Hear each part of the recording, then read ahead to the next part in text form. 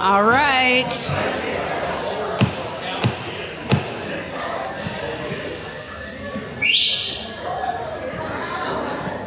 This gavel was a gift from Kevin at the end of last year's annual general meeting, so it's my first time using it. I figure I better crack it open and... Yeah. Listen, that back table, you know. Yeah, right.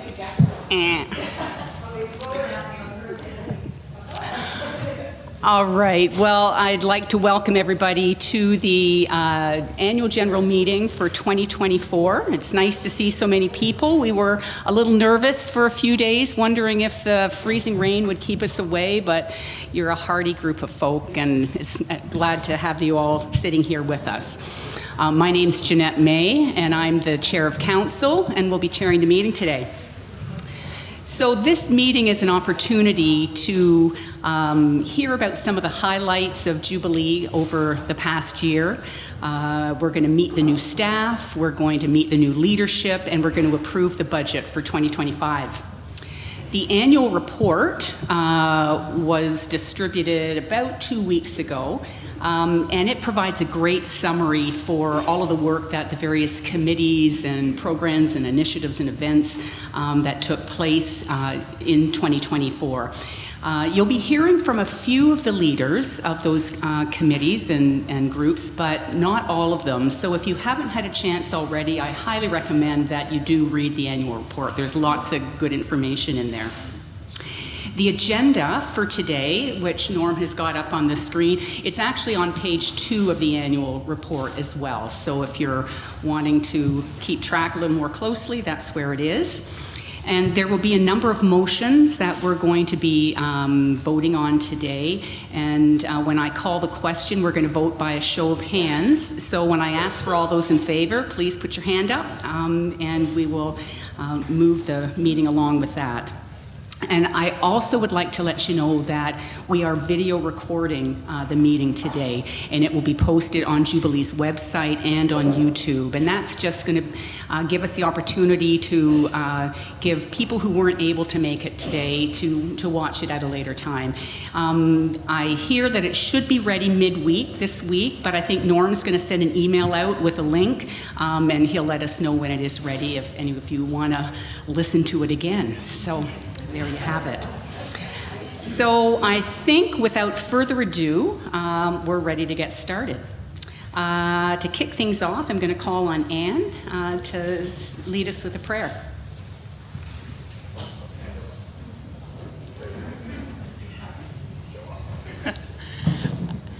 Hi, everyone. Yeah. Just as we say grace in our prayer, it can be a bit of a grace too, unless you said, did you do that in the sanctuary over the food? No? Well, see. I do want to thank everyone. Great. I do want to thank everyone who had a part in putting together today's meal. That was really spectacular. Thank you, all of the...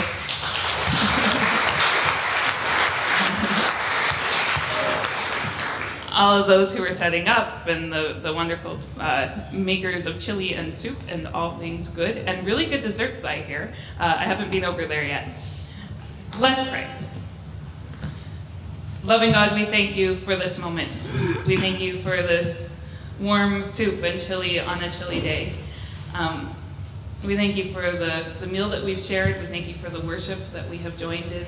And now we thank you for this time to consider the year that has been, to celebrate and to wonder together. So we pray for your blessing over this meeting, over the ideas that are shared, over the questions that we have, over the reports. We thank you for your presence here among us. In Jesus' name, amen. Amen. Thanks, Anne. So the first order of business is to appoint a secretary for the meeting, and I'd like to call on Susan Jane Bino for that first motion. I move that Deborah Johnson be appointed as secretary for our annual general meeting. I second the motion. All right, thank you, Doris. All those in favor? Okay, I think it's carried. Deborah, you're on.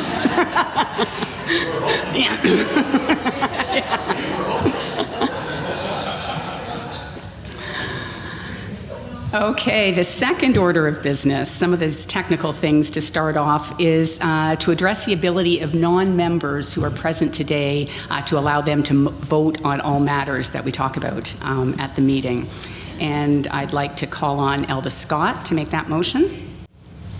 I move that non-members present today may vote on all matters at this meeting. All right, and Teresa Kayahara? Okay, thank you. Is there any discussion on that motion? Okay, seeing none, all in favor? Okay, that's carried. You also have in front of you the agenda for the meeting, and as I mentioned, that's also on the second page of the annual report, and I think copies were passed around as well. Does anyone have anything they want to add to the agenda? Okay, seeing none, can we have Roz Espin move that motion? I move to approve the agenda. Okay, Ray Ramel, please. I second the motion to approve the agenda. All right, thank you. And are all those in favor? Okay, carried. Another one of the technical things that we need to do at this meeting is to approve the minutes from last year's annual general meeting. Those were in the annual report, page 7 in the annual report. Hopefully you have had a chance to take a look at those. Pam Locke, would you like to present I'd that? like to make a motion that we approve the minutes of the annual general meeting of 2020. All right, and the seconder? I'll second that motion. Thank you, Pat. Is there any discussion on the minutes? Okay, all those in favor? All right, that's carried. Now, on page 9 of the annual report, there were 3 action items that came out of our meeting last year, and I just wanted to report on those to you. It was noted last year that the past chair should be added to the list of the executive committee members, and you can. No, you can't see it here, but that was indeed done. Kevin Collins was our past chair, and so he was added to the executive committee last year. You'll notice when we put up the executive committee this year, the past chair is not on the list, and the reason for that is Kevin Collins has stepped down, and so we do not have a past chair, but when we do, that position is on the executive committee. The second action item is regarding the Music School Board. The board had asked that they be provided with a list of responsibilities of the various committees of Jubilee, so when they were addressing questions that came to the Music School Board, they would know who to address it to. Norm and I ended up meeting with the Music School Board, and we talked verbally about the various committees and the responsibilities, so that action item has been managed. And finally, there was a question about where council had decided to allocate the donation that was received from Muriel Hopkins' estate. That question was taken to the next council meeting, and it was clarified that Muriel Hopkins' donation was directed to the building of the accessibility ramp in the sanctuary. So those are the 3 action items. We addressed them. Moving on. All right, one of the things that we love about the annual general meeting is the photo presentation that Norm presents. This is a year in review for Jubilee, and so I'm going to now turn it over to Norm. It'll just take a second to mount it, but I should say that typically the year in review, I put together a video that is 8 to 10 minutes long, and we sit back. This one's 12 minutes long. Okay. Now, it's not 12 minutes long because of how much more we did this year, although, oh my gosh, we did. But 4 days ago, Kai and Marty completed a music video of an original song that Kai wrote, and a whole lot of familiar faces are involved in. And so at the end of the presentation, we move seamlessly into this lovely video, this lovely song, which may have nothing to do with 2024, but has everything to do with Jubilee. So that's why it's a little bit longer. Relax, put your feet up. With any luck, it's going to work perfectly.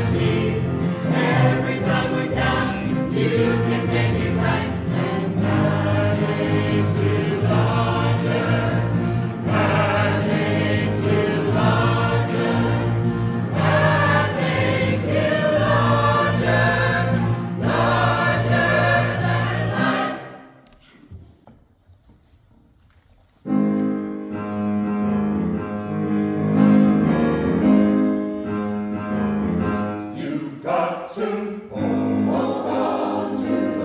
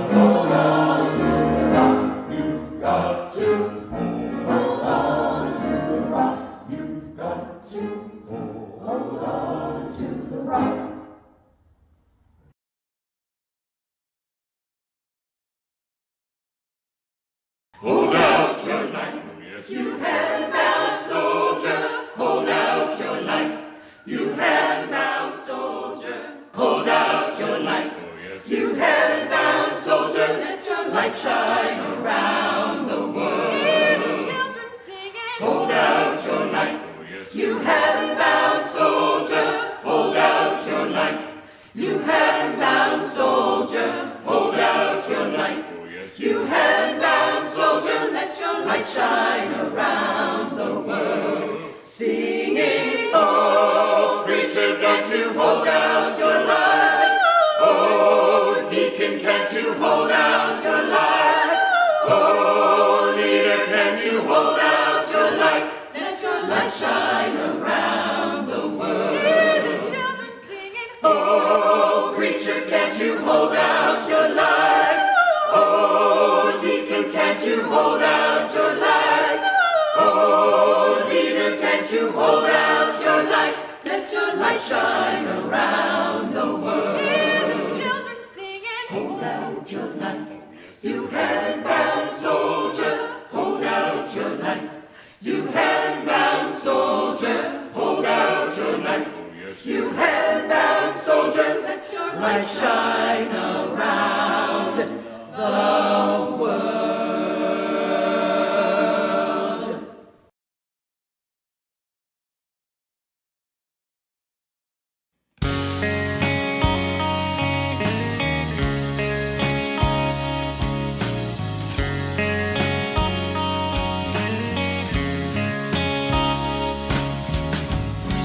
Well, things started out a little rocky, but this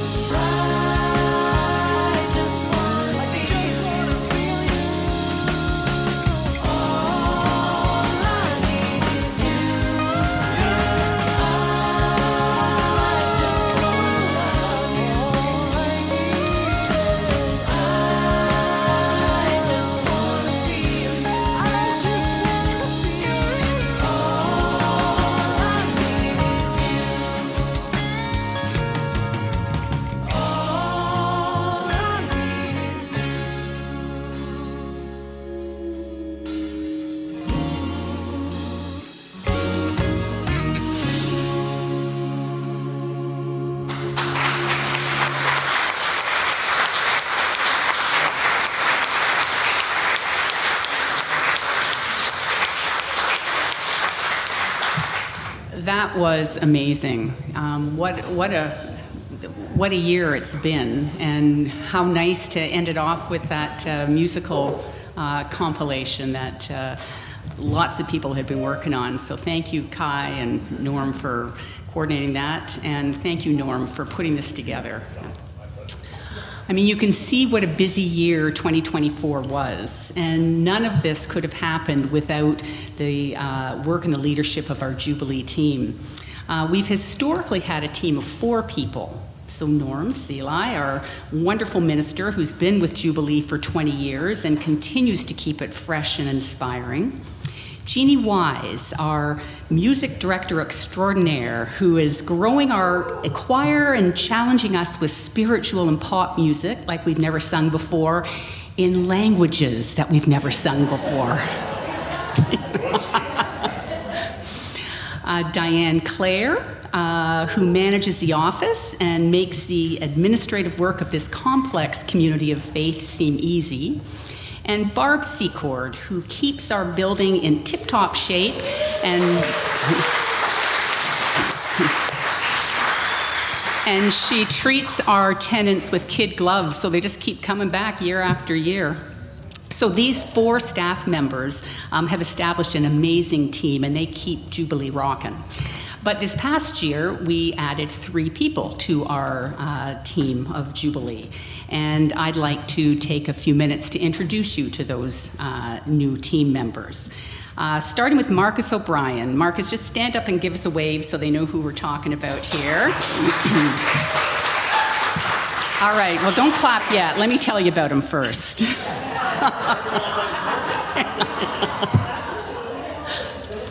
So you may have seen this face around Jubilee, but wondered what he was doing. Marcus was hired as the Building Upgrades Coordinator in June of 24, and he was to take on the various projects that came out of the amalgamation agreement with Forest Grove United Church.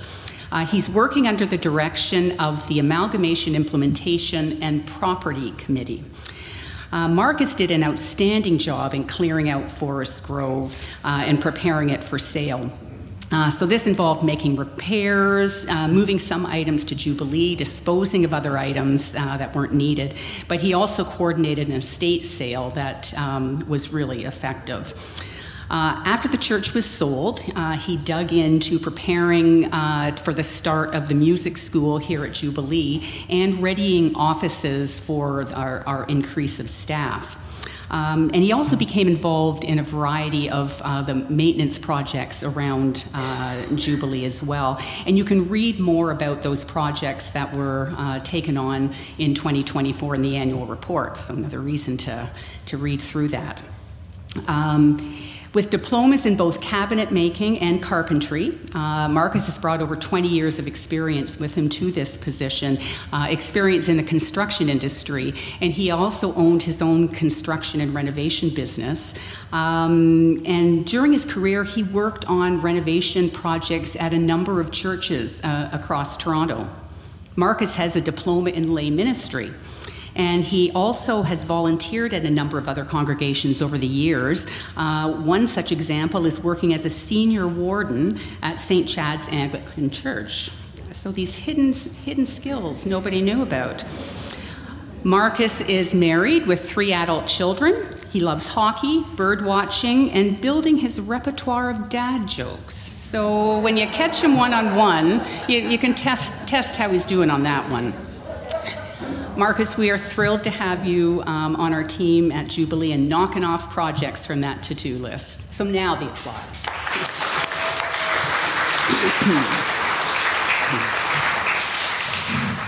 Kai Andrews. Kai, give us a wave. There he is at the back. We've all seen Kai's face around Jubilee at our Sunday services. Mostly. But Kai joined Jubilee in 2024 as well as the director of the Grove Music School and digital production. He brings nearly a decade of experience from Forest Grove United Church, where he was the musical director of the church, and he was also the director of the Grove Music School there. Kai is overseeing the operations and growth of the music school here at Jubilee, and he's committed to making high-quality education accessible and providing meaningful enrichment opportunities for students of all levels. He leads the Grove Band, and you saw some of his expertise on the screen. And that started at Forest Grove, and it explores contemporary sacred music. Kai brings with him experience in digital production and church media, enhancing worship and outreach through high-quality recordings and online engagement. He actually advises churches across Canada on approaches to worship, recording techniques, establishing a digital presence, and community engagement. Kai is passionate about fostering creativity and community through music, mentorship, and digital innovation.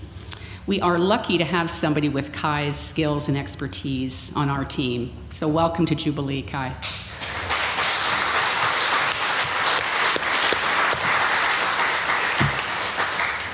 Ann Dionisio, I wonder who that is. Yeah, give us a wave, Ann.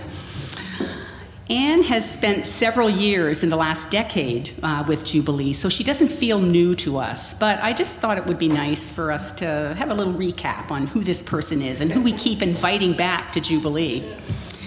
So Ann served originally as the minister of West Lorne United Church in Southwest Ontario, starting in 2010. And that was while she was completing her Master's of Divinity studies. She initially came to Jubilee in 2015 and remained until she was ordained in 2016. So she then returned to Jubilee in a new role on the ministry from 2016 to 2020. So second time coming. Not being able to stay away, though, she joined Jubilee yet again in January 2024, and that is what has got her with us now, and she's settled nicely into her ministry of pastoral care, teaching, worship, leadership, and Christian development. We've seen the impact of Ann's work in her dealings with young people, and she's recently started a new group of young folk who are aged 20 to 35-ish. Yeah. She's also working with our Roz Espin to offer a series of programs called Path of the Wise Woman. Anne's husband, Max, was recently ordained as an Anglican priest, and they have a busy household with 3 kids aged 4 to 8. Anne is always willing to try unique ways to engage people through worship, religious studies, community building, and outreach. And we're thrilled to have you back here, so welcome. Welcome again.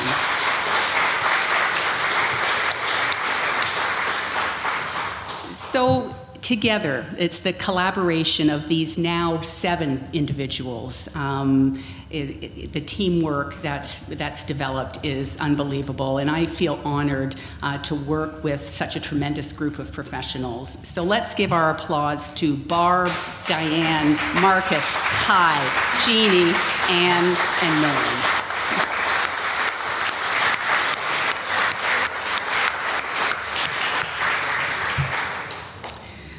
So I'd now like to recognize the individuals who held positions of leadership in 2024 on council, trustees, chairs of committees, or coordinators of programs. All of these individuals have developed a real commitment to Jubilee, and they've put in many hours and effort to make the church what it is today. And we couldn't do what we obviously have done, which you've seen in the video, without the dedication of all of our volunteers. So I would ask anyone here today who in 2024 either sat on council, was a trustee, chaired a committee, or coordinated a program, if you could please stand so we could see who you are and give you a round of applause.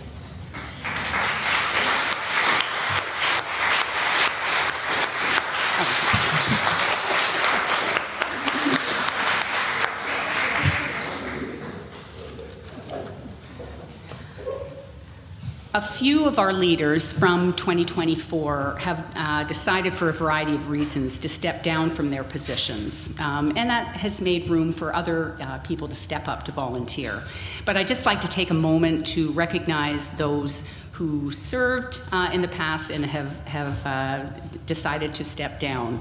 First of all, Judy Olson. She stepped down as our council secretary, hence Deborah. Kathy Coates has stepped down as our co-chair of finance, but she is still staying on council as the co-chair of ministry and personnel. Barbara Rutherford has stepping down as the chair of facilities after a long run. Kevin Collins finished his term as past chair, and he's also stepping down as the co-chair of the refugee committee. And Krista Oakes has stepped down as the chair of the coffee committee. So we'd like to say thank you to these 5 individuals who have really given time and effort and creativity and initiative to the running of this church. So thank you, and you deserve a break. So.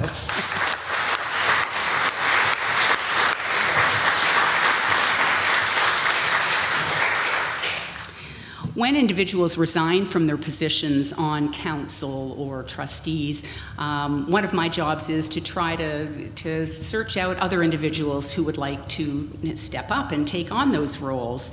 And participating on committees and in council is a great opportunity to meet new people and to get into the community of Jubilee and to learn about the inner workings of the church. So keep this in mind. If this is something that you might be interested in, if you are at the point that you think you could take a step to do something a little more with church, speak to me. I'd be happy to talk with you. Right now, we are actually looking for 2 more individuals to sit on a planning committee for the 100th anniversary of the United Church of Canada and the 25th anniversary of Jubilee. So if this kind of sounds interesting to you and you might want to lend your creativity and time and effort to that planning committee for these big milestones, speak to Norm, speak to me, and yeah. All right, so.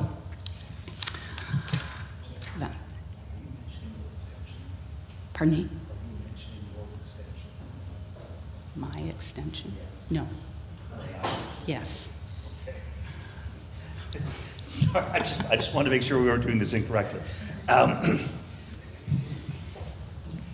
So as Jeanette is mentioning, leadership opportunities, and we recognize that there are lots of folk who have come to Jubilee recently. You know, for some people 5 years seems recently, but some people 5 months seems recently.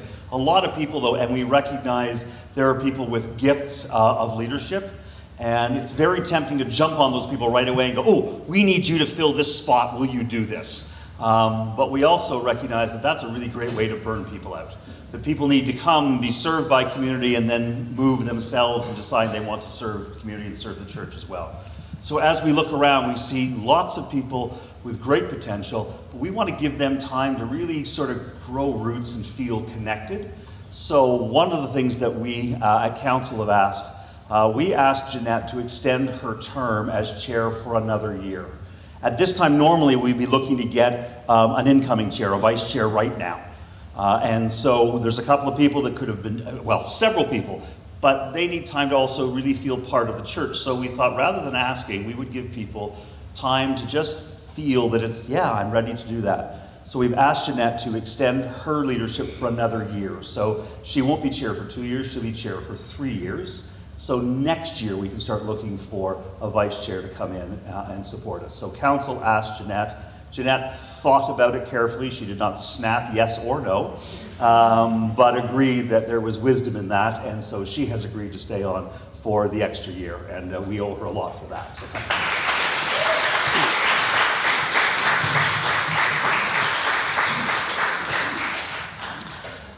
All right, let's move back to some of the technical part of our agenda.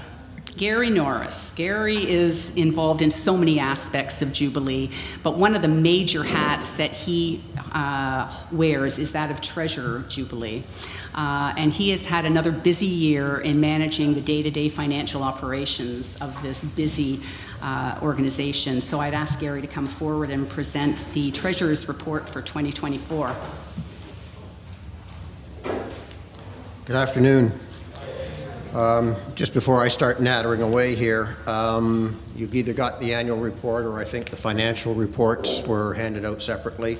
If you like numbers like I don't like them, there's plenty of them here for you to get lost in.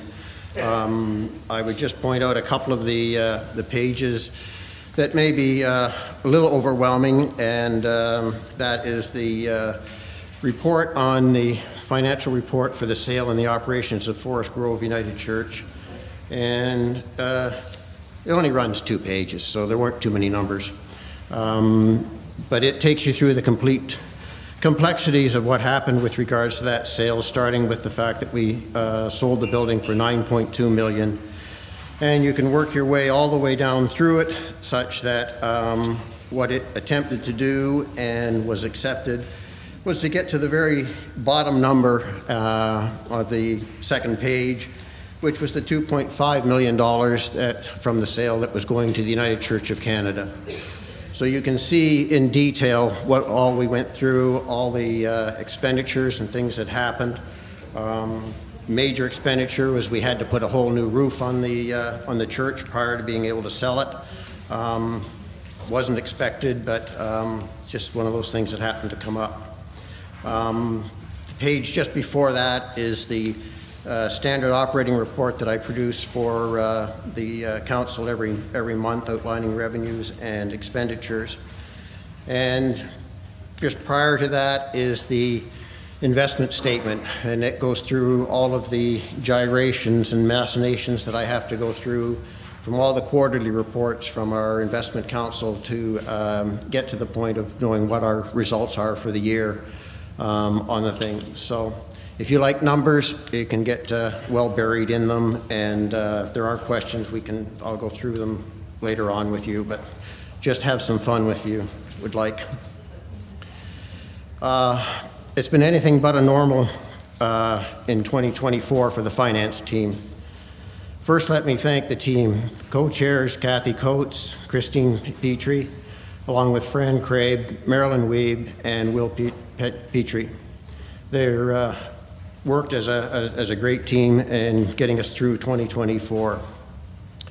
The amalgamation with Forest Grove brought us new, exciting, and challenging times, starting with the opening of the first bids to sell the Forest Grove on Good Friday.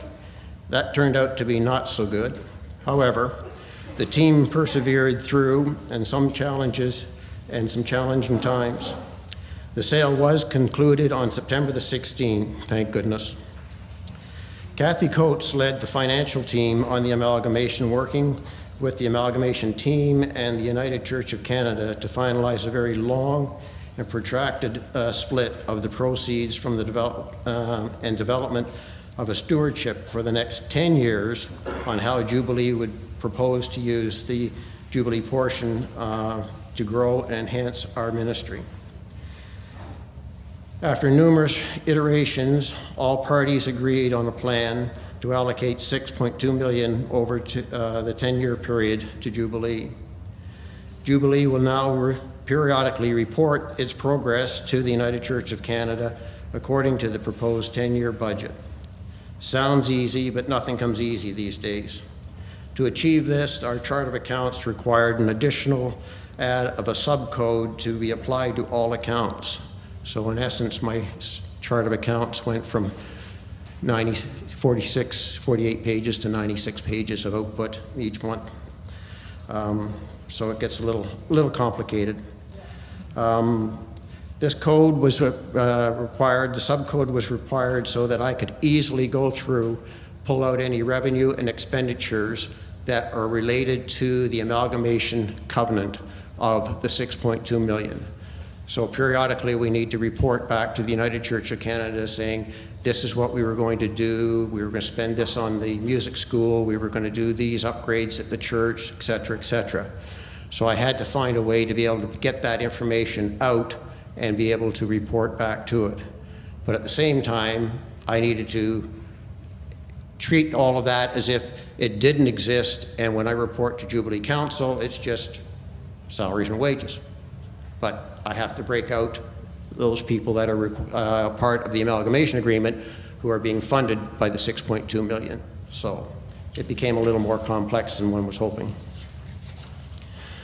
A separate bank account was set up to manage the Forest Grove site starting April 1st until the sale was finalized. And in Jubilee, we loaned the operation $106,000 at an interest rate of 5.5% for the year, with the understanding that the finalizing of the sale of the operations at that site, a portion would be calculated to go back to United Church of Canada, would include the repayment of the loan and interest to Jubilee. Jubilee received $2,915 of interest on that 5-month period of the loan. During the period of trying to sell the site, it was determined that a new roof head was required at an expense of $130,000. You can see that in the Exhibit 9 in the annual report, details of that financial transactions, which I talked to you about a minute ago. From April the 1st to September the 16th, you have a report showing how the United Church of Canada portion of 2.5 was arrived at and was approved. A major concession was won by Kathy Coates, allowing the Jubilee to receive on day one the full $6.2 million of the sales. Within 2 days of receiving those funds from the sale, we invested that in a money market account with our investment partners, CC&L, Connor, Clark, and Lund, until a detailed timeline for the need of the money could be finalized. During September to December, that period, the money market account generated $110,314 of income for us. And that's shown on Exhibit 6 of the annual report. Jubilee finished in 2024 in a strong, sound financial position, as shown in Exhibit 2, Exhibit F2 of our financial reports, with assets of $8.5 million. However, we did end the year with a $540,000 operating deficit, as shown on Exhibit F8. A major portion of that deficit resulted from the additional staff taken on, changes to the Jubilee building, requirements to bring the Forest Grove amalgamation alive at Jubilee. The increase in the deficit over the prior years is being financed by the $6.2 million that Jubilee received as the proceeds from the sale of Forest Grove.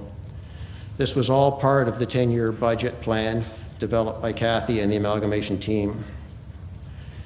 Givings are on par in 2023, in 2024 with 2023, with the exception of $100,000 of an estate bequest that we received in 2023. We take that out and the numbers are quite comparable for 23 to 24. We did receive 2 substantial bequests in 2024 from Thelma Bailey for $20,000, which we have applied to the construction costs of the new sanctuary ramp, and $15,000 from the estate of Doug Hicks, of which $6,000 is being applied to the ramp. $6,000 is going to this year to support the community table that we put on the second Saturday of each month, and $3,000 is going to support the lecture series that Pam is running this year to help educate us and at the church. We are very grateful for both Thelma and Doug for their legacy gifts to Jubilee. Fundraising looks poor on the financial statements. However, this is only due to a reporting procedure. Jubilee in 2024 dedicated $45,000 from fundraising events to 2 of the refugee funds that support, and that shows up in the receipts on the fund statements on Exhibit F5. Maintenance and repairs were up substantially as we contracted out our cleaning services.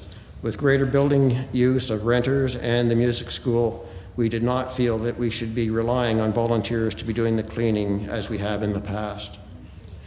You will note that in our benevolent fund and food fund, that when they were first established, they were to be paid out in full at the end of each year. They have residual balances in them. Recognizing several years ago that during the first quarter of each year, our ability to meet assistance needs was insufficient. Therefore, we established a policy to carry over some of the funds donated to be used in the first quarter of the following year. The carryover has already been dispersed in Q1 of 2025. Turning to our investment portfolio, CC&L has provided a 9.4% return against our target return of 5% in 2024. Our bond component outperformed the Canadian Bond Universe Fund by over 11%. Our Canadian equity portion was up 19%, and our global equity portion was up 20%. It should be noted that since we engaged CC&L to manage our investments, the original capital of $2.1 million in 2018 that is still intact.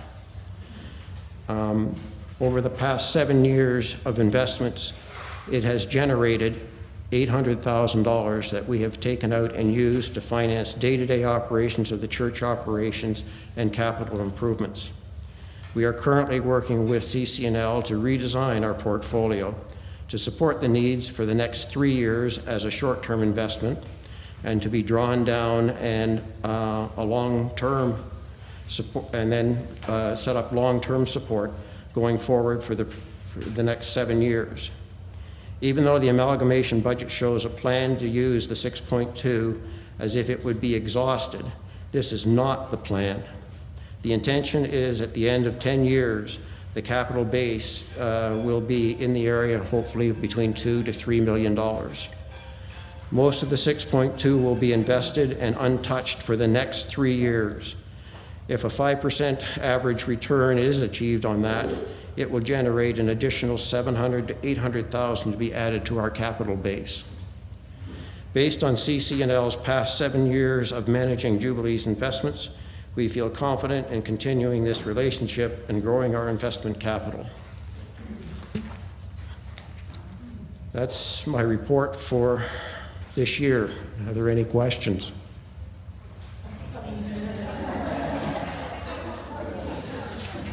I want to see some of the gyrations and machinations, actually, is what I was looking for. Haven't lived, you've seen Gary's gyrations.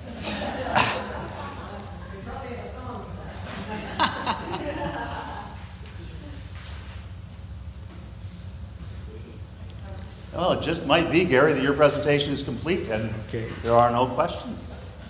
Given that, I would put a motion forward that the financial reports as presented in the annual report to you be accepted for 2024. All right, and do we have a seconder, Mag? Mag, yeah. I second the motion. Thank you. All right, is there any discussion on that motion? Yes. Sorry, wait for the microphone there, Teresa. This is for the entire year 2024, is that true? Yes. And I don't see any commentary on the refugee fundraising. Is that part of that report? Is that a separate discussion? It's in the annual report. The refugee fund is in the annual report. Does it say where it came from? I didn't hear the... I just wanted to know where it came from, that's all. What? Only because I'm just, anyway, this is another talk conversation. No worries. Okay, it's in there. Thank you. What? Oh, no, so you already, so the money that's gone to the refugee, like where it came from? Oh, okay. Right. So as I mentioned, the fundraising looks low on the operating report. This year, the money from the 5K that we raised, the garage sale, those big events dropped, dedicated their earnings this year into supporting the refugee fund instead of coming in just to support day-to-day operations. So that's where the money was moving in from. Yeah, I think what Teresa's looking for is if there's a breakdown from where those things came, if there's in a refugee report, because, for instance, Teresa and Jean raised money that went into the refugee fund, and so I think they're looking to see, so where's our money, where's the garage, like how did it all fit in? I think that's what they're, and that's not in, I know that's not in your report. It's not in the report, I haven't broken that down, but that's basically, I don't think there was a fundraiser that we did this year that we really didn't put into the refugee fund. So but I can go. No, I can't. I think that's a fair note. The auditor has all my files, so I can't go through invoice by invoice and do a complete breakdown. I get them back. I'll try and do that for you. Well, I think it's a fair comment to the refugee committee for next year's report. Where does it come from? And perhaps we can get that information for you for 2024. But you're right, it's not in the annual report at the moment. No. It wouldn't be in the June 24 because that's the Yeah. No, it won't be in there. No. Oh. Any other questions or comments? Ed? I just had a question on CCL. Have they given you any intelligence on what their read of the market might be like this year? Or do they think they can get the same returns that they've already given you in 24? Should Christine But that's what we're currently working with CCNL. I think the meeting that we had last week with them on the indication of what we need in short term and what we need long term is right now, given everything that they know, they still seem to feel that a 5% return is what we can expect on average. We have a very well diversified portfolio of investment, and as things change in the marketplace, they will appropriately move from equities, if they're going to be a problem, back into the bond market on the thing, and if the bond market's the problem, they'll move us back into to the equities. They will also be moving us in and out of Canadian, international, and U.S. Holdings of equities, depending on what is happening with regards to our friends south of the border. We all have some trepidation as to just how much it's going to be. My own personal feeling is the way he's going, we're going to throw the whole world into a big recession, so it's going to put a whole lot of things on.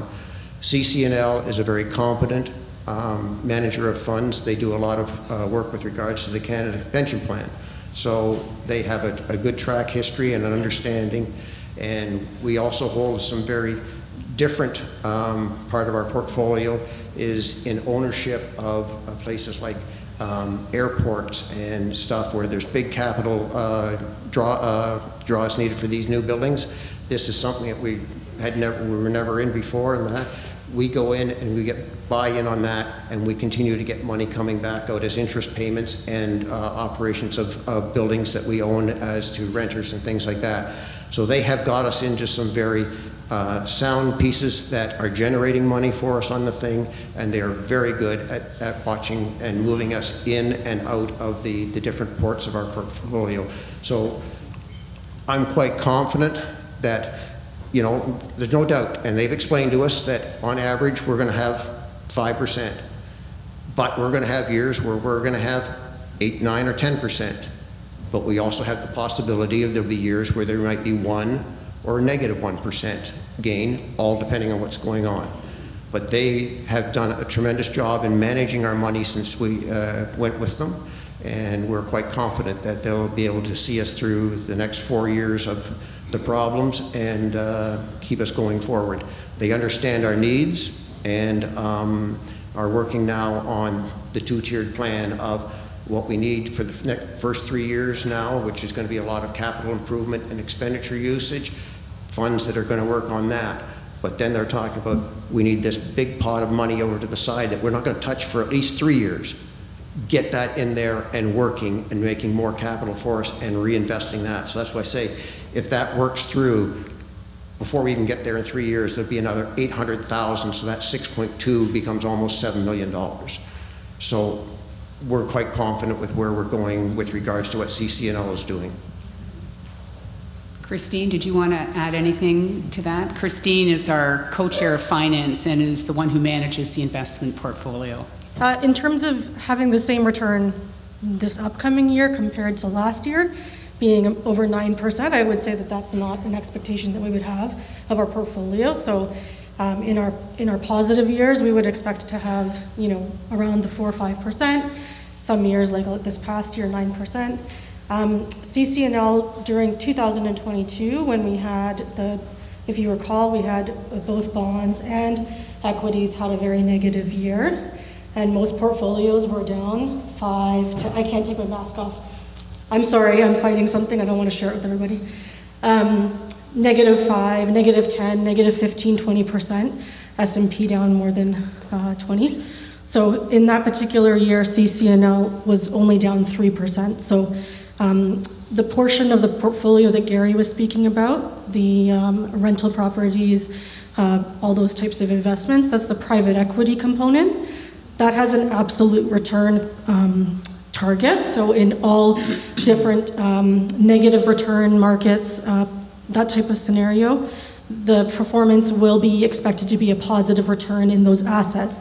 And that is something that we would expect, regardless of what happens with the Trump administration. Our private equity would be in a positive return situation. We feel very confident about that. And we also have hedging strategies that take advantage of interest rate sensitivities, these types of situations where we can mitigate those risks. So, and as Gary said, we'll move from equity to bond and so on. We also are changing some of our bond components to bonds that are less sensitive to interest rate fluctuations. So he's actively making changes to the portfolio. But no, I would not expect 9% for this upcoming year. We could see a negative return, but as we said, we are going to be separating the next 3 years of cash flow needs. We will be putting aside. That will not be sensitive to any market fluctuations that are upcoming. So if we do see a negative year this upcoming year, we won't be touching those assets. We will have time for recovery. So we have 3-4 years before we have to touch the funds that are invested in equities. So that gives us peace of mind. We have access to the cash that we need, and we can be diligent about that. All right, thank you. Any other comments or questions? Okay, seeing none. So we had Gary moving the acceptance of the financial report, Mag Nasheed seconding it. All those in favor? Any opposed? All right, carried. Thank you, Gary. So Kathy Coates and Christine Petrie are the co-chairs of our Finance Committee, and they've worked on the Jubilee budget for 2025, and Kathy is going to present that budget to us now. Right. So I first have to thank Fran, who last Sunday came to me and went, "Where's the budget in the general annual report?" And I was like, I thought I said, well, anyway, it's now here.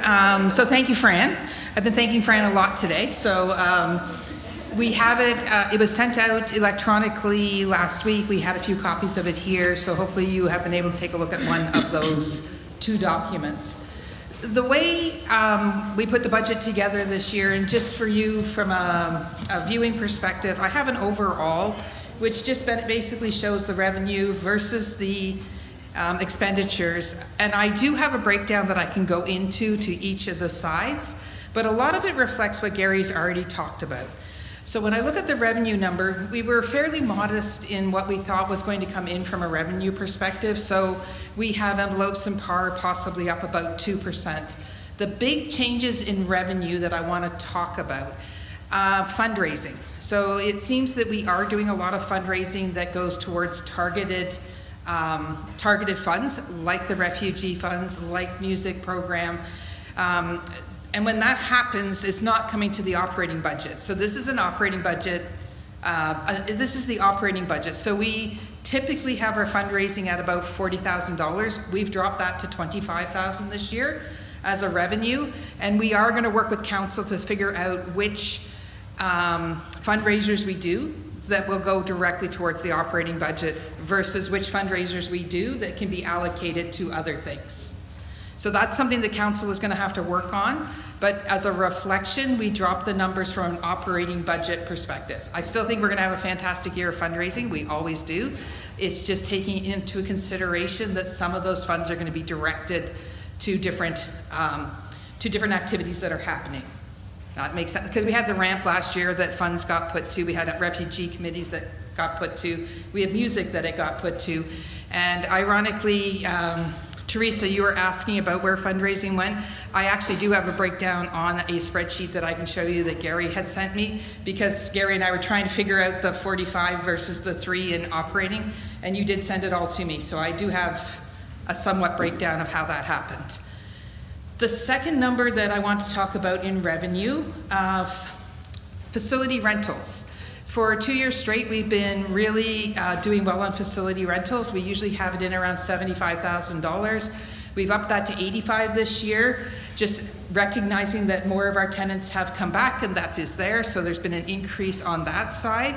The last increase I need to talk about isn't anywhere on any paper you have here in revenue.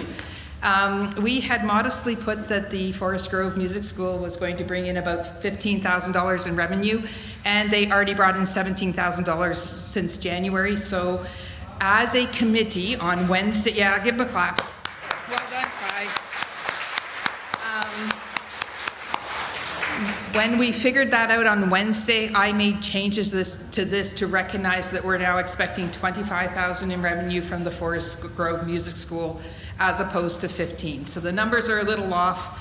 The ones that I'm presenting here are actually accurate. The other thing that is in this budget under revenue, I put an amalgamation fund total. So as Gary explained, there are expenses we are now incurring as a full church that directly come from the fact that we had an amalgamation. And we had an entire budget put together on those funds and what we would expect those funds to be used for. So it seemed prudent not to show a possible $800,000 deficit, but really recognize that there is going to be $682,000 taken from the amalgamation funds, or as Gary started to talk about, the short-term funds, to support the 3 new staff members that we have that are going to be here this year, some of the programs that we have that are going to be here this year, the Forest Grove Music School that is here now, or the Grove Music School that is here now, the increases to our virtual ministry that we are doing. None of that would be happening if we hadn't come together as 2 churches and become one. So it only seemed fair to put in what we were expecting to come out of those amalgamation funds right up front as revenue, so that we can track after that where we might have downfall or where we might have a budget deficit or surplus at the end of the year. So that's how the revenue numbers came about. If I go into expenditures, the first one you really should notice and go, wow, that's a huge difference from other years we've seen, is our salaries and benefits. We have 3 new staff members, so our salaries and benefits have increased significantly. But remember that some of that money for the 3 new people is all coming directly from the amalgamation budget. I also wanted to actually let everyone know, Marcus is staying on for a 2nd year. Thank you, Marcus, for saying that. So we will continue, yeah. We will continue to have those 3 new staff members throughout this year as we move forward. Big things that changed inside of expenses that you might want to know about. And I'm just looking over the numbers. So our insurance went up. That's understandable. It actually went up and then it kind of came down again. Our regional fees. I got schooled on this on Wednesday. I didn't know what regional fees were, but we have more people, we have more money.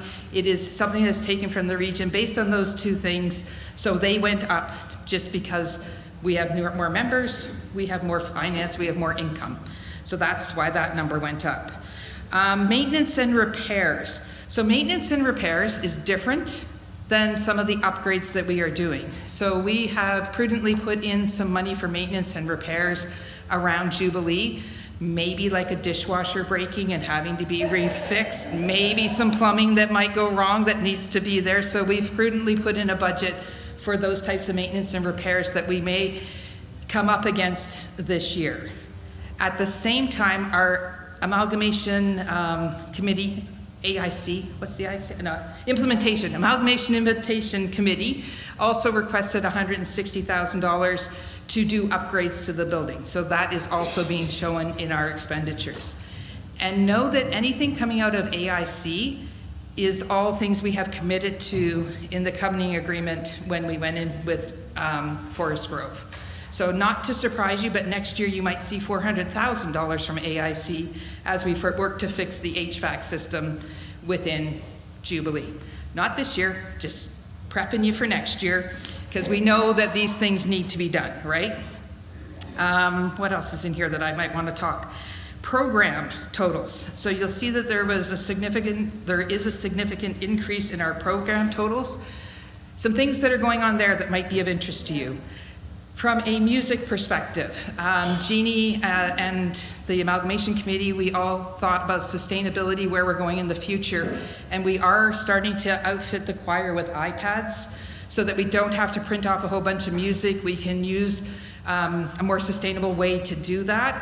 That again was part of the amalgamation funds, and it will be coming out of those funds, but that's why that number is a little higher, as we hope to get 8 of us dinosaurs that like paper over to, you know, I'm a dinosaur, don't worry, like over to an iPad. And I think I am one of the first who's going to put up my hand and say, yeah, okay, I'll try and figure it out and see where I go from here.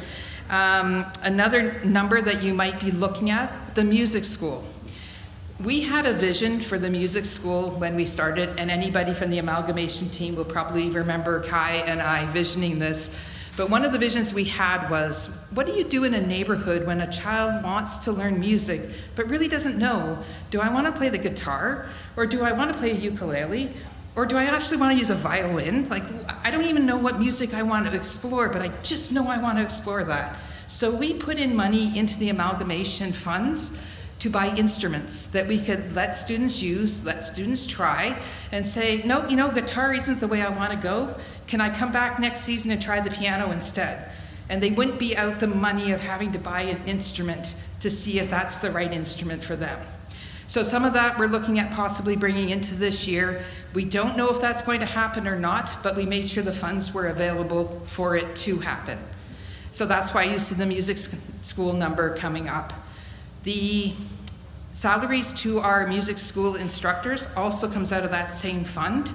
The way they are, and correct me when I'm wrong, Kai, the way they are paid is as they have more students, they will be paid more. So for each student that comes in, they are paid. If they have some times and breaks, they're not paid for those times and breaks. So the easiest way to manage that was to put the money into the school budget and allow that to happen and move forward. So that's why that number was a little bit more than we might have expected. I think aside from that, that basically are the big numbers or the different numbers you might be seeing under expenditures. At the end of the day, when you take what we're expecting from our revenue and amalgamation fund total and our expenditures that we're expecting to come in, we're sitting at about a deficit of $152,911.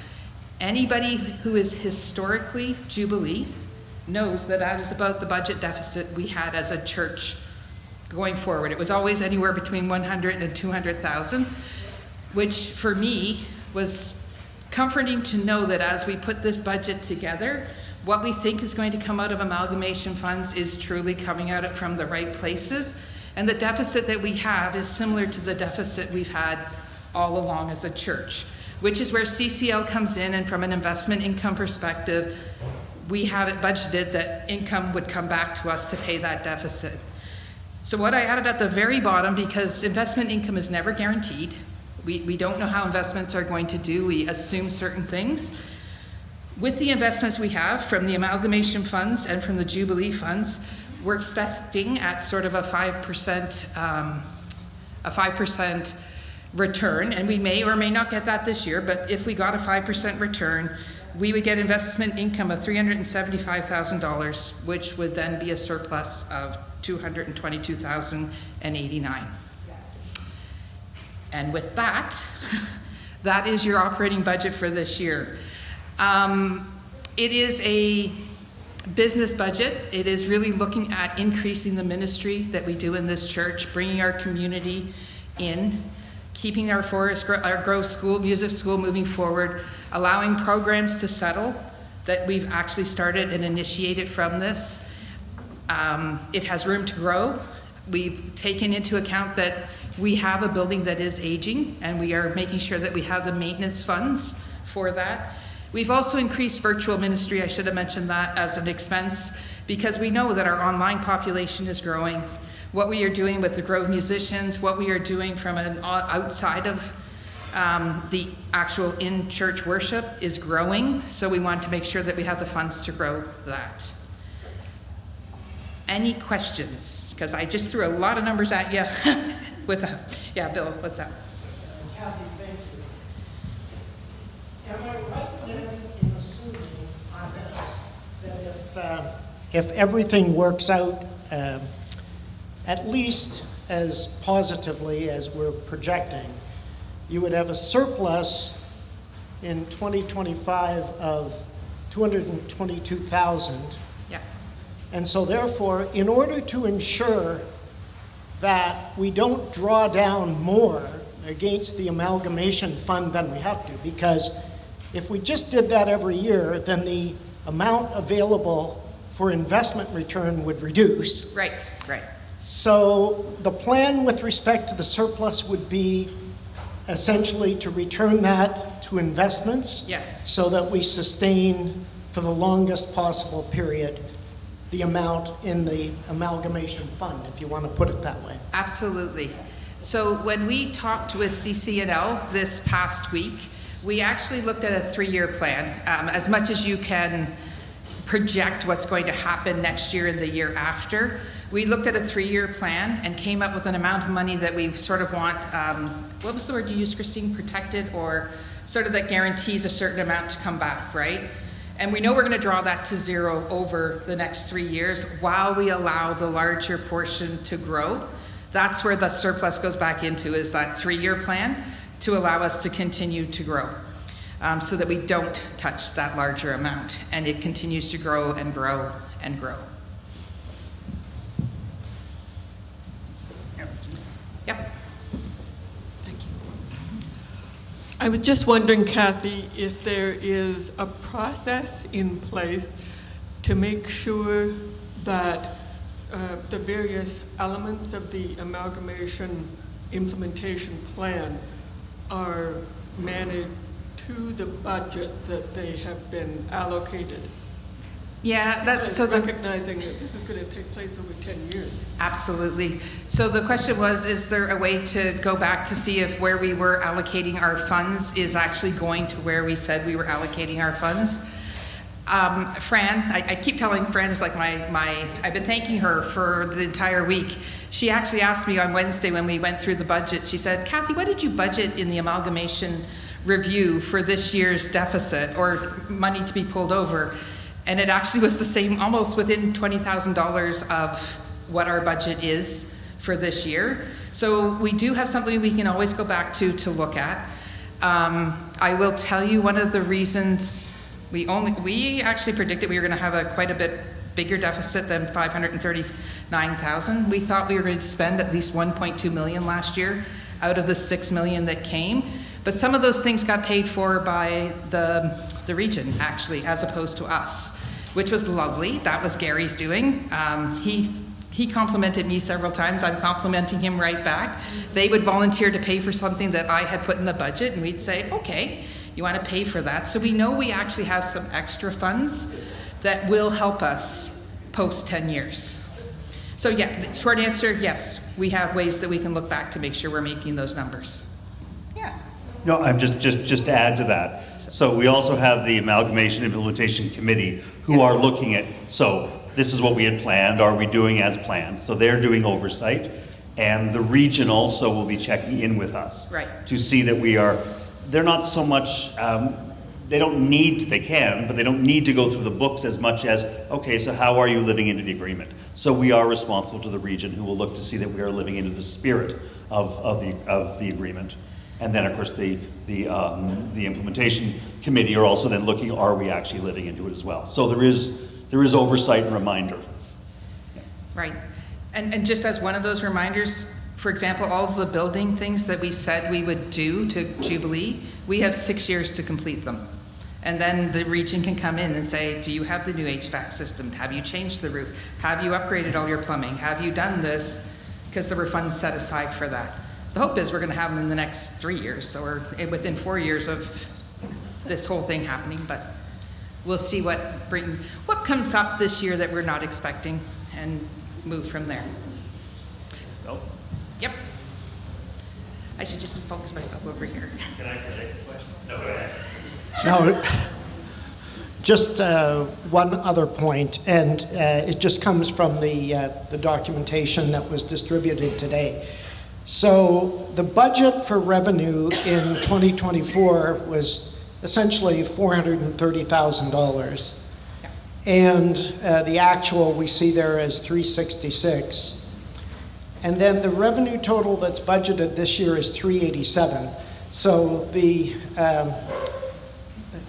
I don't know, the challenge to me is why should we be budgeting for, given what's going on here, why should we be budgeting for a lower amount of revenue in 2025 than we do in 2024? And let me just say, does your answer relate to the issue about the allocation of fundraising? Is that one aspect? One aspect is the allocation of fundraising. A second aspect was when we did the 2024 budget, we thought we would see a higher bump in both offerings handed in through envelopes and offerings handed in through PAR. We did not see the bump that we thought we would see in 2024, like in 2023 to 2024. I don't want to replicate that mistake into the 2025 budget. So we went with a 2% increase into the 2025 budget instead of a 30% increase that we put into the 2024.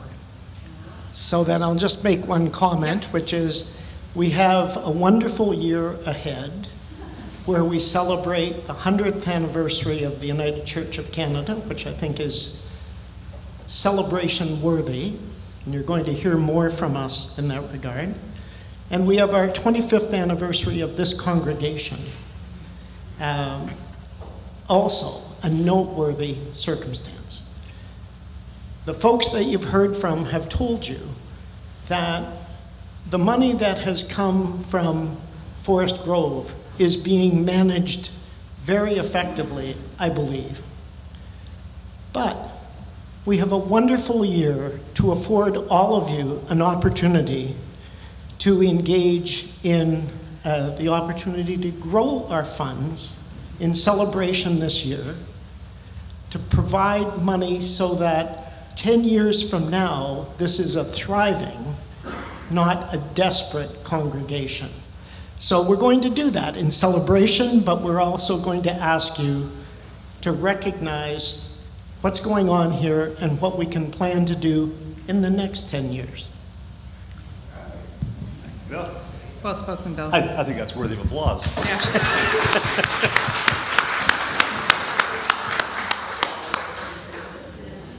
Are there other questions? Did you have a question? Yep, I thought it.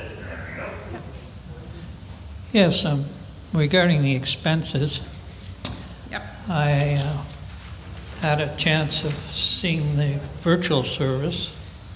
I thought that was very well done, professionally done, compared to what we started with at Forest Grove. It's just miles ahead of it. And I think a lot of people will take use of that because, you know, if they can't get to church or they miss a Sunday or something, it's very well done. I think it's just really top notch. Thank you, and thank you to the team that puts that together, Kai, Norm. Well, yeah, it's funny when we talked about the team, and thank you very much for that, Ed. But, you know, Kai makes sure that we record things extremely well and engineers that. In the video, you would have seen the bass player, and some Forest Grove people would recognize that that's Marty, but Jubilee folk may not realize. So that bass player is Marty Smythe, who is on contract with us, who does a lot of our digital work. So he made that video look pretty. He and Kai together now give me stuff from each week. By Wednesday, I've got the recordings from this Sunday, and I can put them into the next digital service, which I used to do on my own, and the quality was not as good. This is higher quality, and I do nothing, so it's wonderful for me. But Marty does this incredible work for us, and he is also part of the team, although Marty lives in Japan. So that's why you don't see him here. And Kai is the only person I know who is absolutely willing to, talk to Marty at midnight. Because I'm usually sleeping when Marty's working, but Kai is the one who keeps that all together. So Kai does great work, and Marty, and I like to think that I contribute. And so between the three of us, we're producing something that, is very much appreciated by a lot of people, and I'm glad you appreciate it. So thank you very much for that.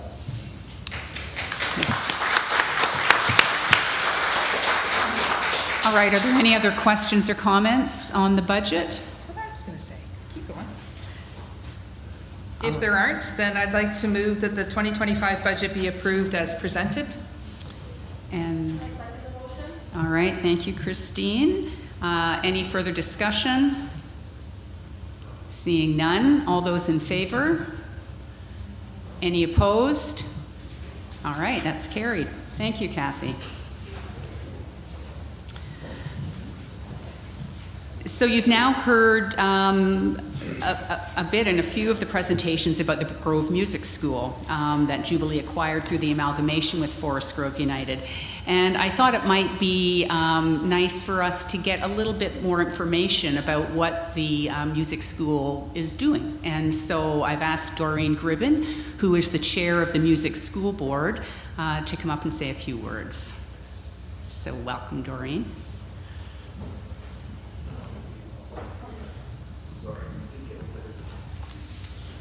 Thank you, everyone. You can move to the next slide. We wanted to introduce the Grove Music School Board, and we have some terrific people here. So, of course, Kai Andrews, Sharon Christmas Lafleur, and Christine Crosby, myself, Doreen, Sun Lam, Tomoko Semba, and Kay Song. We're all on the Music School Board.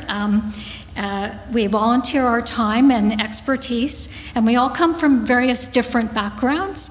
So it's a wonderful group helping Kai with many different facets of the music school and the operations and the recitals. It's an exciting and collaborative team, so really great to work with. We thought next slide. We thought we'd look at the benefits of the school at Jubilee, and of course, as mentioned so many times today, it was part of the amalgamation of Forest Grove with Jubilee, and it's currently working well within the budgeted financial allotment. I think we've gone through a lot of the budget stuff and the actual budget information is on F10, which was the last page of the annual report. It should be noted that that was only from, basically from September to December in operation. So that little bit was left out of that particular budget. The benefits is, of course, the growth of the school and the opportunity to bring families into the Jubilee location. The school experiences lead to continued familiarity of the church in the community and possible church attendance. And we've already seen evidence of this with some of the students in the ukulele camp in the summer and now involved in the music school and in church. So let's take a look at some of the next highlights. Next slide. Yes. The enrollment grew to over 60 students since joining Jubilee United, and that's a tremendous amount of growth from when it was at Forest Grove to now.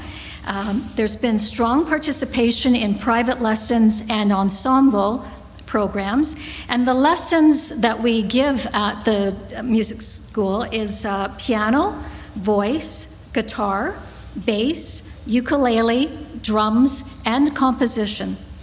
The ensemble programs include band ensemble, young singers ensemble, ukulele ensemble, and the Ganbar choir. And the board and the school is committed to growing the programs and its offerings. So let's take a look at, we'll go to the next slide, Norm. The testimonials. I thought it would be interesting to just read a few of these. I know you can't read them up there. Because I think it speaks to how well regarded the school is by a lot of the parents and a lot of the individuals currently taking lessons at the school. So Canal mentioned that no matter what I say, It won't do justice. We enrolled my 3-year-old daughter here with Erica, an awesome teacher, who takes my daughter's passion and interest for singing very earnestly. For a young child to get a proper platform and instruction means so much, not just for their music, but even to grow their personality and get the confidence they need to perform in front of others. As a child, I personally suffered immense stage fright, so it brought me to tears to see my 3-year-old doing a solo performance with ease and courage at the Christmas recital. Thank you, Erica and Kai, for everything. And Charlene also wrote about how my son has been attending Grove Music School for a year, and he is eager to continue his musical journey. The warm, nurturing, and safe environment has allowed him to explore and develop his skills in vocals, ukulele, drums, guitar, and band ensemble. The music director, Kai, along with my son's teachers, Erica and Slab, have been wonderful in accommodating his neurodiverse needs. One of the highlights is the end-of-term performance, where the school provides a professional setup with top-notch sound, equipment, and even live backup players. It's an amazing experience for both students and families. And of course, Jesse wrote about his 2 kids have been with Grove for 4 years. They have learned a lot, really enjoyed their teachers, and we, the parents, love the consistency of the lessons and the sense of growing community. Even with the shift of the location, we have stuck it through because the teachers and the learning is so good. Looking forward to being a part of Grove Music School for many years to come. So I think it really speaks well.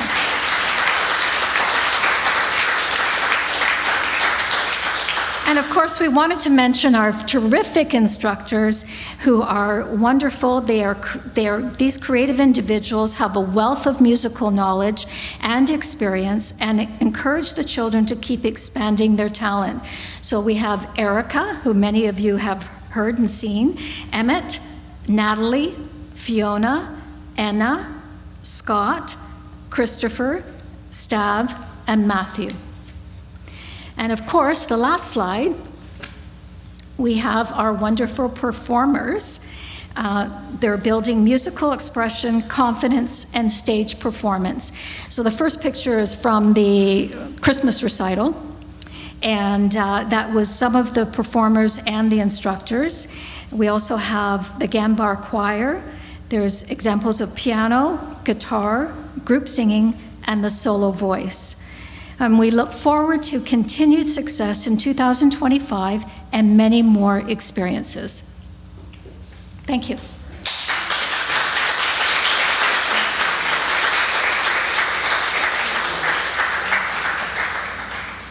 This was an announcement we decided at council to make rather than try to just put an announcement on the table of opportunities, but this is about inviting you to think about an opportunity.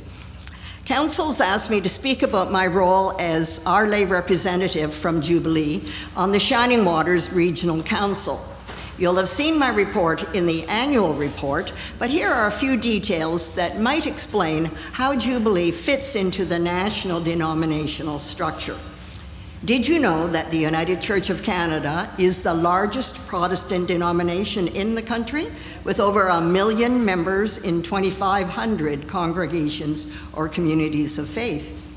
In 2019, there was a major restructuring of the governing levels of the denomination, reducing 4 levels to 3, keeping the pastoral charges at the base, general council at the top, and combining the presbyteries and conferences in the middle into regional councils. This streamlining was largely driven by financial circumstances, but also by a realization that electronic communication would reduce the numbers of bi-level committees and theoretically reduce the workloads of the many clergy and lay volunteers. And here at Jubilee, we know very well that the national church relies on Norm Seeley to be an active participant in many, many roles across the country, and we are lucky to have Norm and his wealth of connections in the wider church. In the good old bad old days, I think Sharon, for instance, would remember and recognize, volunteering to be a congregation's lay rep to presbytery was often seen as a life sentence. It required us to join a committee and attend monthly meetings. Now, the pressure is much less, with more Zoom meetings, workshops, and events allowing virtual attendance. Being a lay rep now enables me to be aware of matters affecting national and regional levels of governance, but rarely do I have to offer much extra time driving to all the various locations. I can sit at home in my pajamas if I like while I'm participating in a conference call. Because of Jubilee's large membership, we are entitled to have a second lay rep on the Shining Waters Regional Council. And I'm asking that if anybody here is maybe interested in learning more about the church, if you'd like to consider joining me as a second lay rep, learning more about the National United Church and the Regional Council. No strings attached, beyond a year, and very little work involved. So if you think you might be interested, please speak to me, or to Norm, or to Anne, or to Sharon about our experiences with working on Regional Council. Thanks.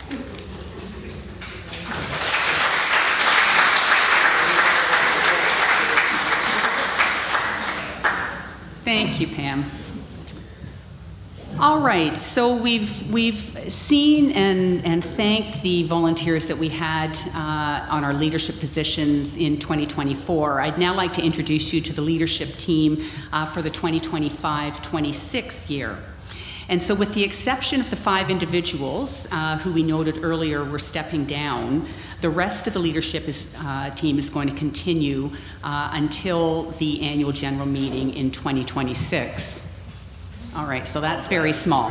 Right, but that list is on page 37 and 38 of your annual report, and we did hand out copies as well. So you should have that in a hard copy. So with the vacancies that were created from the individuals who stepped down, I'm pleased to introduce 7 new volunteers who are joining our leadership team. And I'd like to introduce you to them. So when I call your name, stand up, give us a wave so we know who we're talking about. And we will start off with Deborah Johnson. All right. Okay. No, you got to hear about her first, then clap. So, Deborah has joined council as our secretary. Deborah and her family came to Jubilee shortly after the original amalgamation, so they figure she's been here around 22 years. She's been involved in a variety of programs, including Sunday school, Vacation Bible School, the Art Craft Committee, helping at the garage sale, and she was the Jubilation editor for 12 years, which is quite the commitment. You can also see Deborah singing in the front row of the choir. And in videos. Deborah was a stay-at-home mom, but she was quite a skilled potter. So she has sold her work at Jubilee's Art Craft Sale and at various other craft shows. And she is also a pottery instructor, so she's pretty good. She also does fancy stitching projects now. So we are thrilled to have Deborah as part of our leadership team and appreciate her stepping up to this important role of Secretary of Council. So welcome to the team.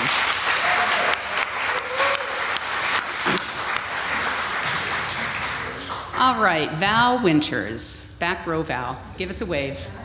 Yeah. Val is one of those individuals whose impact can be felt in every corner of Jubilee. She's been a long-standing member of the Ministry and Personnel Committee and served as chair of that committee for many years. Not only was she a key member of our amalgamation committee with Forest Grove, she has chaired so many committees, I can't even name them all, but the Green Team, the Labyrinth Committee, Soup Tuesdays, Garage Sale, Art Craft, Jubilee Market, just to name a few. We also appreciate the delicious jams and jellies that she makes for various fundraising events. Val has agreed to take on the role of the volunteer coordinator. And she's developed the online sign-up system that notes what volunteers are needed and gets people to sign up. You can hear her once a month making announcements in the service, reminding us of certain activities that still need some volunteers. She is also chairing the newly amalgamated Amalgamation Implementation and Property Committee. So there's a significant overlap between the projects of the Amalgamation Implementation Committee and the Property Committee. And because we had a vacancy in the property leadership, we temporarily merged those committees into one, and Val has agreed to take on the leadership of that. So we are so lucky to have somebody who's so skilled at managing programs and building relationships with people. And so thank you, Val, for stepping up yet again.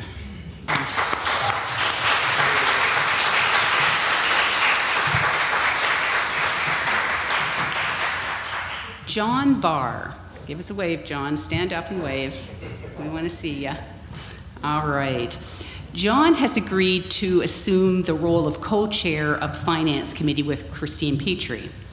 John and his wife, Sharon Aylesworth, Sharon, have been coming to Jubilee on and off for about a year and a half, but they seem to be pretty regular attendees now.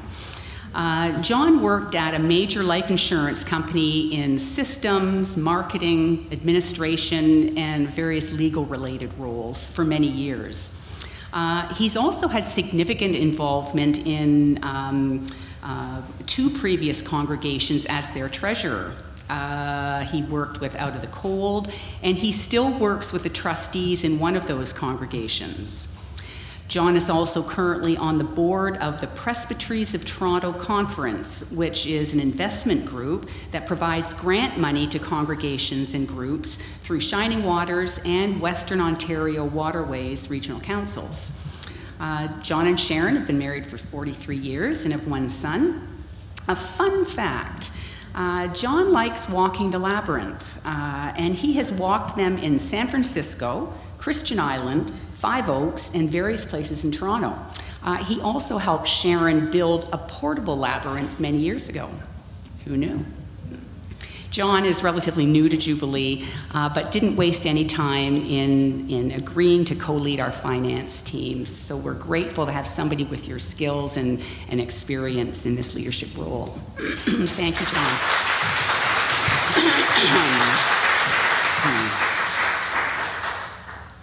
Christine Crosby. Where are you, Christine? There you are. Okay.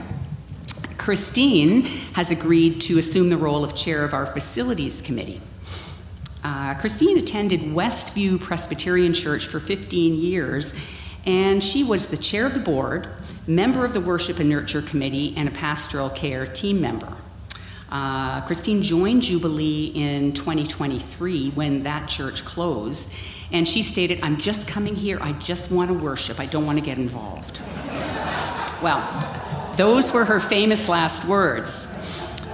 Since coming to Jubilee, Christine has not only agreed to chair the facilities committee, she's a member of the Grove Music School Board. She's recently taken on the role of the food bank coordinator, and she's singing in the choir. So much for that plan, Christine. Christine brings with her a breadth of experience as the managing director of a home health care agency for 13 years and the office manager for a Toronto-based medical devices company and a property development company, just to name a few. In her spare time, she's the president of her condo board. She's volunteered for 19 years with 33 Division of the Toronto Police Service, and she's the civilian co-chair of the Community Police Liaison Committee. Holy cow. Christine has one son, an Army veteran, 2 grandchildren, 1 great-grandson, and 1 Maltese little doggy. So we're pleased to have Christine's breadth of experience and enthusiasm as she's joining council, and we're looking forward to working with you, Christine.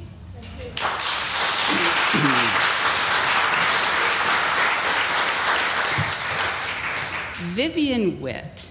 Come on, Vivian. There you are. Vivian has been a member of the Ministry and Personnel Committee since 2022, and she's agreed to step up as the co-chair of M&P with Kathy Coates. Vivian first came to Jubilee many years ago when her family moved to the area and they were looking for a friendly church to attend. The Vacation Bible School and the Confirmation Youth Group became important programs for her youngest twins. She's enjoyed volunteering in godly play, and she also serves on various coffee committees. Vivian has a background in music therapy, and she currently runs a practice in psychotherapy in the community. We are grateful to have you, Vivian, and so happy that you volunteered to step up as the co-chair. Yeah, Kathy is very grateful, and to lend your leadership skills to that committee. Thank you so much, Vivian.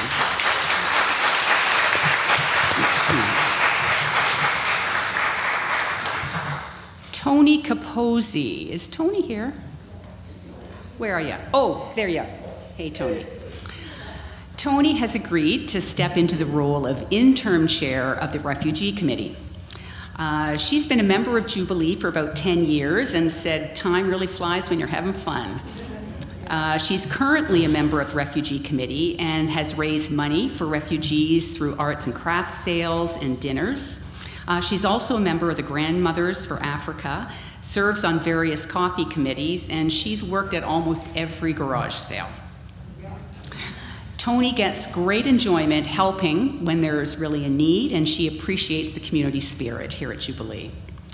Tony worked as an early childhood educator for many years, a facilitator in the Roots of Empathy program, and as an Adlerian school instructor. So those sound like interesting things to chat with her about if you ever get a chance to have a one-on-one. She retired 13 years ago to help with her grandchildren, which she says is her favorite job.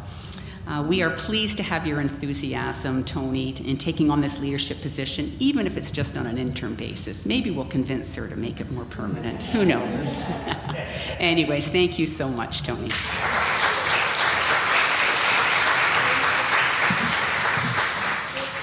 And our final new volunteer leader is Doreen Gribben. Doreen, we saw you. Just give us another wave.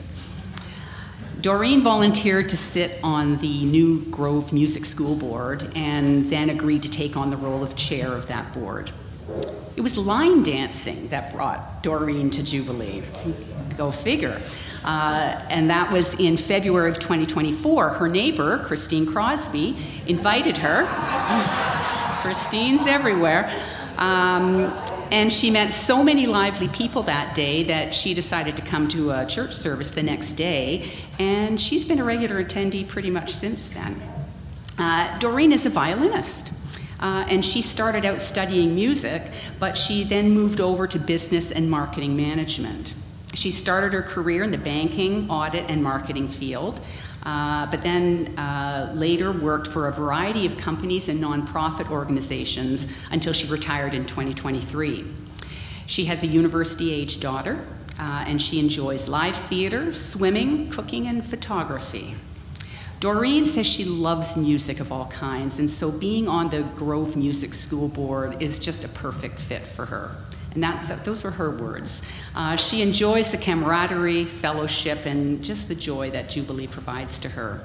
So we're thrilled that Doreen has joined Jubilee and found this leadership position that really fits in with your love and interests. Thank you, Doreen. We appreciate it.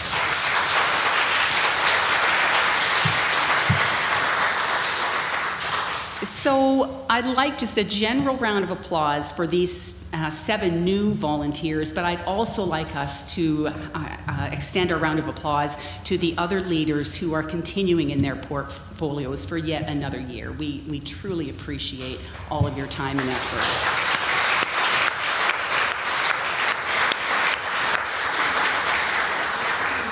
All right, we're in the home stretch now. One of the final requirements of this annual general meeting is for us to approve our slate of officers for 2025, and that is our council executive and our trustees. And there we have it up on the screen. It's also at the bottom of page 2 of your annual report. So I would call on Barb Rutherford for this motion. I move that the slate of officers listed on page 2 of the annual report be approved. All right, and Sharon? I second the motion. Thank you. All right, any discussion on that motion? Okay, then all those in favor? I think that looks pretty unanimous. So you're in, folks. Yeah, who's going to dispute it? Well, that is the end of the formal business of the meeting. Are there any questions or comments that anybody would like to make at this time before we wrap it up? All right, seeing none. Okay, Janice. I have something to say. I'm glad that the Forest Grove people have joined us, and I really enjoyed doing that. All I need the video. It was a lot of fun, and maybe we'll do another one sometime. But Yes. hint, hint, hint. Anyway, I enjoy that. I'm glad that we have the Grove Music School and that the children are enjoying it and that new people are coming and so on and so forth. And I think that's all I'm going to say. I mean, I could go on, but you don't want But it is 2:30, so it is, yeah, it's maybe time. we'll leave it at that. What a great way to end.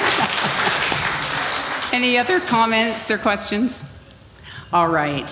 Well, I hope you've enjoyed the meeting today. It's a little bit of a walk down memory lane, and it's exciting hearing about the programs that we've done this past year and what lies ahead for us.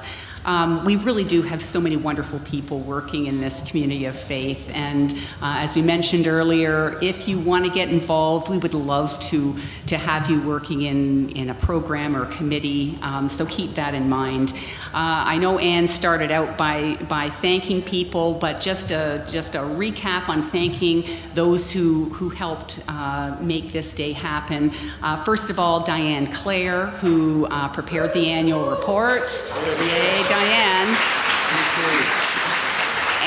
And all of those who made submissions for the annual report. That does take time and effort, so thank you. A special shout out to Gary Norris and Kathy Coates for working on the financial reports, the budget. That's a big job. Norm, your year in review, the photo review, it was wonderful. You outdo yourself every year, so thank you for that. We tried to do something different this year for lunch with the chili and rolls and sweets, and I'd say it was a success. So thank you to all those who did prepare food or brought things in, for those who were servers, for hopefully people who are going to stay to put tables and chairs away. But the final thank you is to all of you. Thank you for taking a few hours out of your afternoon to sit through this. It's an important meeting, and we're glad that you were able to be part of it. So, if there are no further items, I declare the meeting adjourned. Woohoo!